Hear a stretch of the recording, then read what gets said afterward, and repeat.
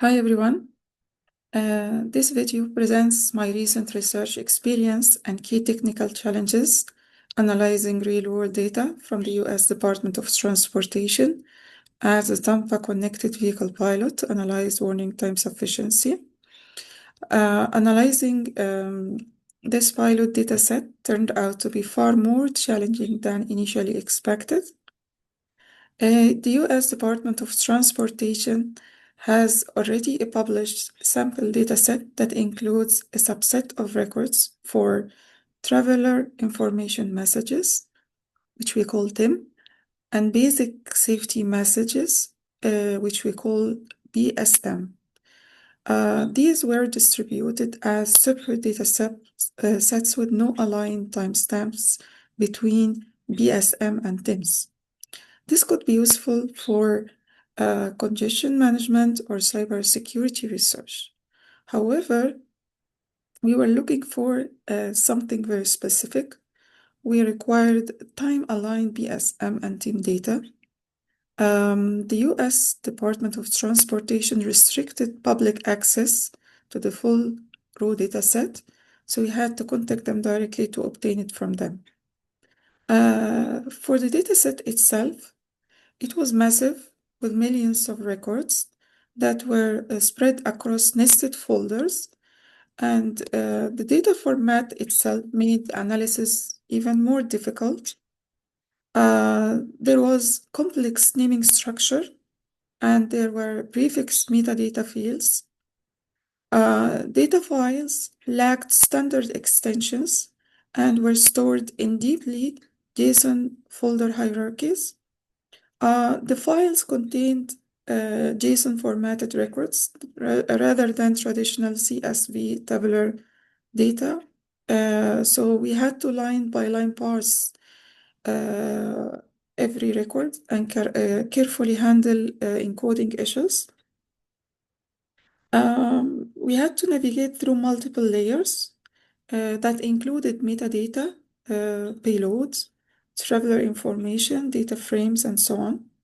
Each layer had variant field names, and because this data is so sensitive, we had to ensure that no values were modified during extraction and that everything needed to stay exactly as it appeared in the original files. The alignment process itself was complicated as it required to match messages from the same RSU within appropriate temporal windows, and we required also experimentation with multiple time window thresholds to balance precision and coverage. On top of that, we had data validation headaches. The coordinates were stored as normal latitude and longitude, and the same with speed. They were encoded and needed special conversion. We had also to build validation checks to make sure that the converted coordinates fell within the right values. In addition, messages were broadcasted at irregular intervals throughout the rush hours, making it difficult to establish consistent time series analysis windows. The most important problem that we were analyzing is determining precise vehicle entry times into work zones. And this was complicated by the discrete nature of BSM, which were only broadcasted every 100 milliseconds. This meant we couldn't directly observe the exact moment a vehicle crossed the work zone boundary. I had only snapshots before and after the crossing happened.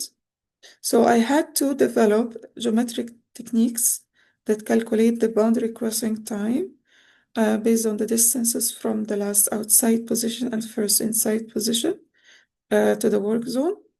I also faced a deduplication challenge where the same vehicle could appear across multiple overlapping TIM broadcast periods, and this inflated the sufficiency metrics in case they were counted more than one. And I had to solve that issue by maintaining a global registry of processed vehicles to ensure each vehicle was analyzed exactly once. The temporal alignment between team broadcasts and vehicle arrivals proposed complex challenges as well. I had to carefully filter BSM data to only include vehicles within each team's 32 seconds active window to ensure the vehicles were evaluated, that the right vehicles that would actually receive the specific warning time were evaluated. And also, on top of that, developing the machine learning model presented several significant challenges. As I mentioned, the temporal nature of the data was complex. Sometimes there were vehicles arriving during the same team broadcast window that shared similar conditions, and there were also clear patterns across different times of the day. I had to carefully engineer features to capture these patterns, and I used stratified train test splitting to ensure that both sets maintain the same class distribution. All these challenges highlight the complexity of real-world connected vehicle data analysis and the importance of rigorous preprocessing, iterative debugging, and extensive error handling. Despite all these challenges, I successfully extracted meaningful insights about message broadcast patterns and warning time sufficiency that could inform future connected vehicle deployments. This project was a highly valuable research experience, and I'm so proud of the rigor and impact of this work.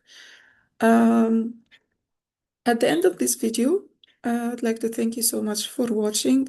If you have any questions, please comment on the video. Thank you. Have a wonderful day.